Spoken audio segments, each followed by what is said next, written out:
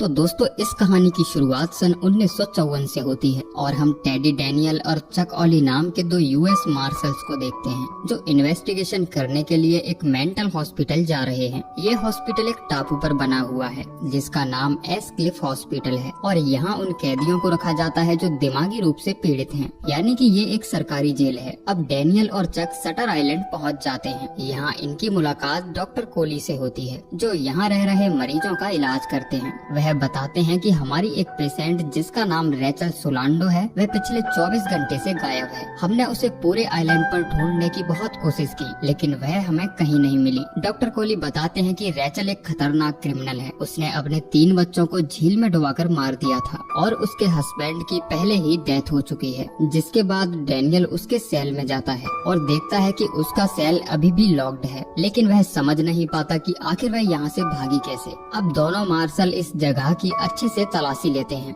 और तभी डैनियल को एक टाइल के नीचे कागज का टुकड़ा मिलता है जिस पर लिखा था the law of 4 who is 67। Daniel को ये किसी तरह की पहेली लगती है जिसे सुलझाना अभी बाकी था। अब डैनियल आइलैंड के कई हिस्सों में सर्च ऑपरेशन चलवाता है लेकिन यहाँ उन्हें रेचल का कोई सुराग नहीं मिलता। जिसके बाद वह यहाँ के स्टाफ से पूछताछ करता है और उसे पता चलता है कि स्टाफ में एक डॉक्टर कम है। ये वही डॉक्टर होता है जो रेचल का साइकेट्रिस्ट था और वह आज सुबह ही छुट्टी लेकर इस आइलैंड से जा चुका है। ये लोग उसे कांटेक्ट करने की कोशिश भी करते हैं लेकिन इनकी बात नहीं हो पाती। जिसके बाद डॉक्टर कोली डैनियल की मुलाकात अपने एक साथी से करवाते हैं जो एक जर्मन डॉक्टर हैं और उन्हें देखते ही डैनियल के दिमाग में कुछ विजन्स आने लगते हैं। जब वह यूएस आर्मी में सोल्जर हुआ करता था और उसने वर्ल्ड वॉर 2 में जर्मन्स के खिलाफ जंग लड़ी थी, इसीलिए वह जर्मन्स से नफरत करता है। डैनियल कहता है कि मुझे तहकीकात करने के लिए यहाँ के पूरे स्टाफ की फाइल्स चाहिए, लेकिन वह जर्मन डॉक्टर उसे फाइल्स देने से मना कर देता है। जिसके बाद डैनियल भड़क जाता है और कहता है कि अगर तुम लोग हमारा सहयोग नहीं करना चाहते तो ठीक है, हम अपनी रिपोर्ट FBI को सौंप देंगे और अगली सुबह ही इस आइलैंड से चले जाएंगे। जिसके बाद वह गुस्से में यहाँ से चला जाता है। अब डैनियल और चक आपस में बात करते हैं। वह कहते हैं कि रेचल को गायब करने में जरूर इन लोगों का हाथ है, ये सभी हमसे कुछ छिपा रहे हैं। अब जब डैनियल सो जाता है तो उसे अपनी पत्नी के विजन्स आने लगते हैं जो अब इस दुनिया में नहीं है। वह कहती है कि एंड्रू लेडीज अभी भी इसी आइलैंड पर है, तुम्हें उसे ढूंढना होगा। ये विजन उसे अक्सर आया करते हैं जिनकी वजह से वह काफी परेशान रहता है। अब अगले दिन इस आइलैंड पर एक बहुत भयंकर तूफान आ जाता है जिसके कारण ये लोग यहाँ से नहीं जा पाते। तभी डैनियल डॉक्टर कोली से मरीजों का इंटरव्यू लेने की परमिशन मांगता है। डॉक्टर उसे परमिशन दे देते हैं। जिसके बाद वह एक एक करके सभी मरीजों से बात करता है। तभी एक महिला पेशेंट वहाँ आती है जिसने अपने पति को कुल्हाड़ी से मार डाला था। डैनियल पूछता है कि तुम रेचल के बारे में क्या जानती हो। वह बताती है कि रेचल को लगता है कि उसके बच्चे अभी भी जिंदा हैं और हम सब उसके पड़ोसी हैं। तभी वह महिला एक गिलास पानी मांगती है और जब चक पानी लेने जाता है तो जल्दी से वह डैनियल की डायरी में कुछ लिख देती है। अब डैनियल पूछता है कि क्या तुम एंड्रू लेडीज नाम के मरीज को जानती हो। वह महिला कहती है कि नहीं। जिसके बाद वह यहाँ से चली जाती है। अब जब तफ्तीश खत्म हो जाती है तो चक पूछता है कि तुमने सभी मरीजों से एंड्रू लेडीज के बारे में क्यों पूछा, आखिर वह कौन है। डैनियल बताता है कि मैं और मेरी पत्नी जिस बिल्डिंग में रहते थे, एंड्रू उस बिल्डिंग का मेंटेनेंस वाला था और उसी ने बिल्डिंग में आग लगाई थी जिसमें जलकर मेरी पत्नी की मौत हो गई थी। जब मैंने उसके बारे में इन्वेस्टिगेशन की तो मुझे पता चला कि उसे इसी जेल में रखा गया है, लेकिन वह अचानक से कहीं गायब हो गया है। अब जब ये दोनों आगे की जांच पड़ताल के लिए जंगल में जाते हैं तभी चक पूछता है कि जब मैं पानी लेने गया था तब मिचेल ने तुमसे क्या कहा था। जिसके बाद वह उसे डायरी दिखाता है जिसमें लिखा था रन, यानी कि वह महिला उन्हें इस आइलैंड से भागने का इशारा कर रही थी। अब ये लोग तूफान से बचने के लिए एक पुरानी बिल्डिंग के अंदर छिप जाते हैं। चक पूछता है कि क्या तुम यहाँ एंड्रू से अपनी पत्नी का बदला लेने आए हो। डैनियल कहता है कि नहीं, मैं पहले ही वर्ल्ड वॉर 2 में बहुत सारी मौतें देख चुका हूँ, इसीलिए अब मेरे अंदर किसी को भी मारने की इच्छा खत्म हो चुकी है। चक पूछता है कि आखिर फिर तुम यहाँ करने क्या आए हो। डैनियल बताता है कि जब मैं अपनी पत्नी के कातिल की तलाश कर रहा था तो मैं एक कैदी से मिला जिसका नाम जॉर्ज नॉइस था। उसने एक बार में 3 लोगों का मर्डर किया था। वह इस आइलैंड पर 1 साल तक कैद था। उसने मुझे बताया था कि यहाँ कैदियों के ऊपर एक्सपेरिमेंट किए जाते हैं, इसीलिए मैं यहाँ उस कैदी को ढूंढने और सबूत इकट्ठे करने आया हूँ ताकि इस जगह का पर्दाफाश कर सकूं। तभी चक कहता है कि मुझे तो लगता है जो लेडी गायब हुई है उसका कोई अस्तित्व ही नहीं है। ये लोग जानबूझकर हमें इस आइलैंड पर लेकर आए हैं और हम उनकी नहीं बल्कि वो हमारी इन्वेस्टिगेशन कर रहे हैं। अब बाहर बहुत तेज तूफान चल रहा होता है। तभी जेल वार्डन उन्हें ढूंढते हुए यहाँ आ जाता है और उन्हें वापस अपने साथ हॉस्पिटल ले जाता है जहाँ डॉक्टर कोहली और बाकी लोगों की मीटिंग चल रही थी। तभी डैनियल उन्हें कहते हुए सुनता है कि वार्ड ए में 44 और बी में 24 मरीज हैं, यानी कि इस आइलैंड पर कुल 66 मरीज हैं। डैनियल कहता है कि हमें जो रेचल के कमरे से पर्ची मिली थी उस पर लिखा था हु इज 67, यानी कि वह उन्हें किसी 67वें मरीज के रखने का सुझाव दे रही थी। तभी डॉक्टर बताते हैं कि हमें रेचल मिल गई है, वह लाइट हाउस के पास थी। जिसके बाद डैनियल पूछताछ करने के लिए उसके सेल में जाता है और पूछता है कि रेचल तुम कहाँ थी, लेकिन दिमागी रूप से बीमार होने के कारण वह डैनियल के किसी भी सवाल का जवाब नहीं दे पाती और उसके साथ बुरा बर्ताव करती है। जिसके बाद डैनियल की तबीयत अचानक से खराब हो जाती है और उसे तेज सरदर्द होने लगता है। तभी डॉक्टर कोहली उसे माइग्रेन की दवा देते हैं और उसे सुला देते हैं। अब जब वह सो रहा होता है तभी एक बार फिर उसे विजन्स आना शुरू हो जाते हैं और वह विजन्स में अपनी पत्नी के कातिल एंड्रयू को देखता है जो अभी भी इसी आइलैंड पर है। अब अगली सुबह डैनियल इन्वेस्टिगेशन करने के लिए वार्ड सी में पहुंच जाता है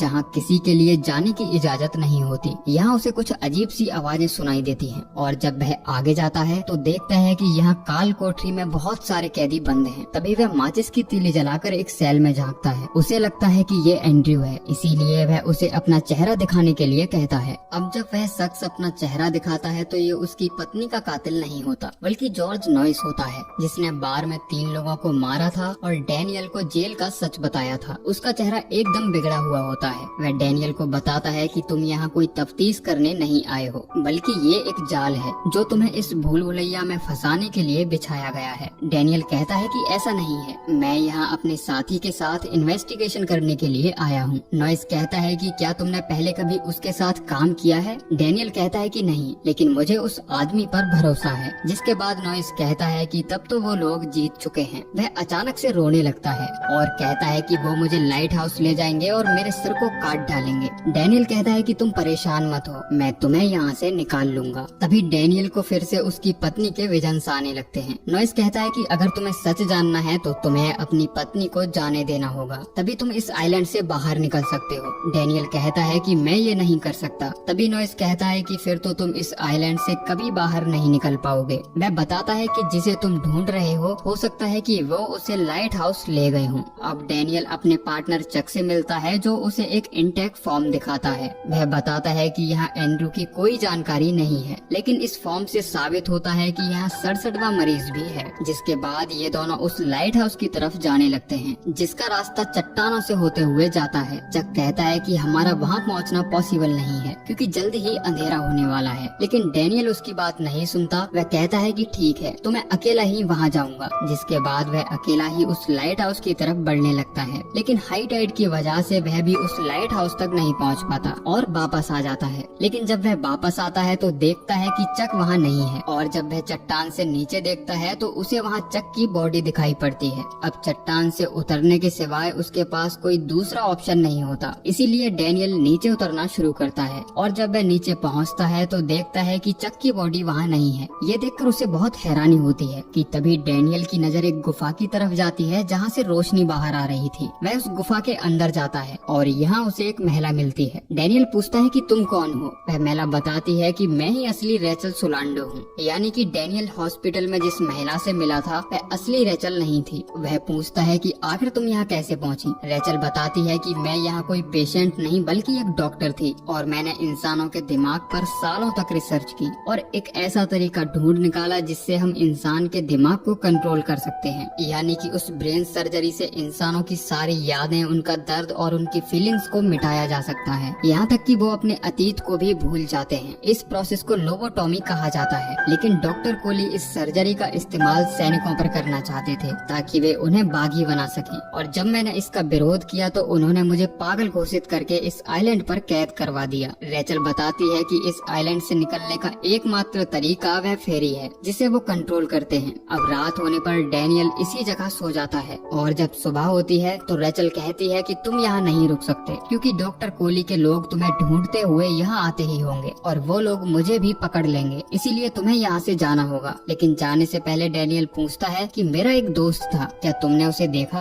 रेचल कहती है कि तुम्हारा कोई दोस्त नहीं है, जिसके बाद डैनियल यहाँ से चला जाता है और हॉस्पिटल पहुंचकर डॉक्टर कोली से मिलता है। वे कहते हैं कि अब रेचल मिल गई है तो तुम्हारा काम खत्म हुआ, अब तुम्हें यहाँ से जाना चाहिए। डैनियल कहता है कि हाँ, लेकिन मेरा साथी कहाँ है? डॉक्टर कहते हैं कि तुम्हारा कोई साथी नहीं है, यहाँ तुम अकेले आए थे। अब डैनियल को इन पर शक हो जाता है और उसे लगता है कि इन लोगों ने उसके साथी को पकड़ लिया है और शायद ये लोग उसे लाइट हाउस लेकर गए हैं जहाँ उसके ब्रेन की सर्जरी की जाएगी। इसीलिए एक बार फिर वह छिपते छिपाते लाइट हाउस की तरफ जाने लगता है और इस बार वह लाइट हाउस पहुँचने में कामयाब हो जाता है। तभी वह देखता है कि डॉक्टर कोली यहाँ पहले से ही मौजूद हैं। डैनियल कहता है कि मुझे डॉक्टर सोलांडो ने तुम्हारा पूरा सच बता दिया है, वह मुझे गुफाओं में मिली थी। तुम यहाँ मरीजों का कोई इलाज नहीं करते बल्कि उन पर एक्सपेरिमेंट करते हो। डॉक्टर कोली कहते हैं कि ये कहानी तुम्हारी कल्पना मात्र है, ये सच नहीं है और इस हॉस्पिटल का 67वां मरीज कोई और नहीं बल्कि तुम खुद हो।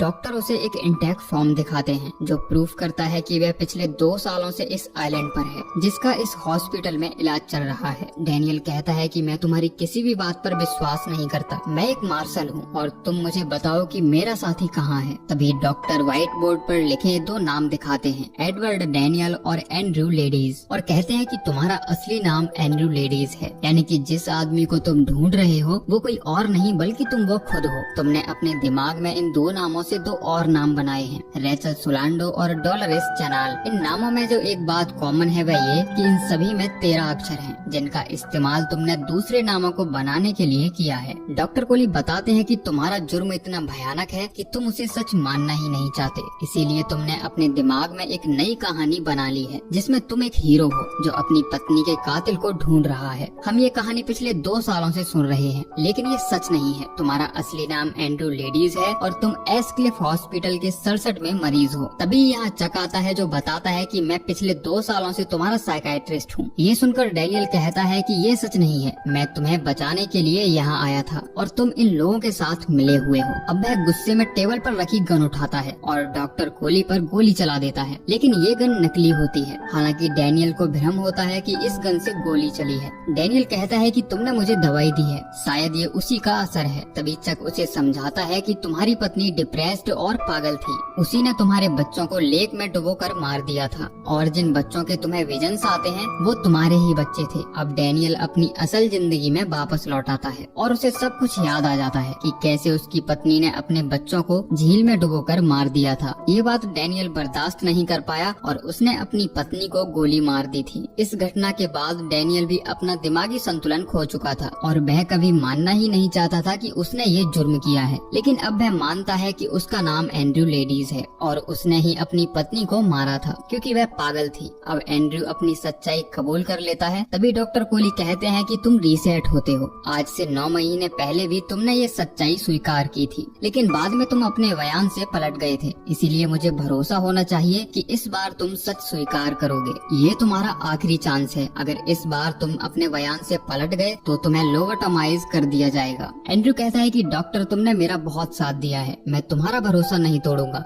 मैं सच स्वीकार करता हूँ कि मेरा नाम एंड्रयू लेडीज है और 1952 में मैंने ही अपनी पत्नी का कत्ल किया था। अब अगली सुबह एंड्रयू का साइकाइट्रिस्ट पूछता है कि अब तुम्हें कैसा लग रहा है। एंड्रयू कहता है कि यहाँ जो कुछ भी हो रहा है वह बहुत भयानक है, मैं इस आइलैंड से निकलना चाहता हूँ। यानी कि एंड्रयू एक बार फिर अपना सच भूल गया है और उसे फिर से लगने लगा है कि उसका नाम डैनियल है। ये देखकर डॉक्टर कोली एक बार फिर बहुत निराश हो जाते हैं क्योंकि उनकी सालों की मेहनत और कोशिश एक बार फिर बेकार हो गई थी। दरअसल डॉक्टर कोली नहीं चाहते थे कि एंड्रयू को लोबोटोमाइज करके उसकी सारी यादें मिटा दी जाएं। वे इसके खिलाफ होते हैं क्योंकि लोबोटोमाइज होने के बाद इंसान अपनी सारी इंटेलिजेंस खो देता है, इसीलिए वो एंड्रयू को बचाना चाहते थे, जिसके लिए उन्होंने काफी प्लानिंग की थी और एंड्रयू की मनगढ़ंत कहानी के हिसाब से ही सभी कैरेक्टर्स को तैयार किया था। वह नोट जिस पर लिखा था the law of 4 who is 67 वह डॉक्टर ने ही वहाँ रखवाया था ताकि एंड्रयू खुद इन्वेस्टिगेशन करके सच का पता लगा सके।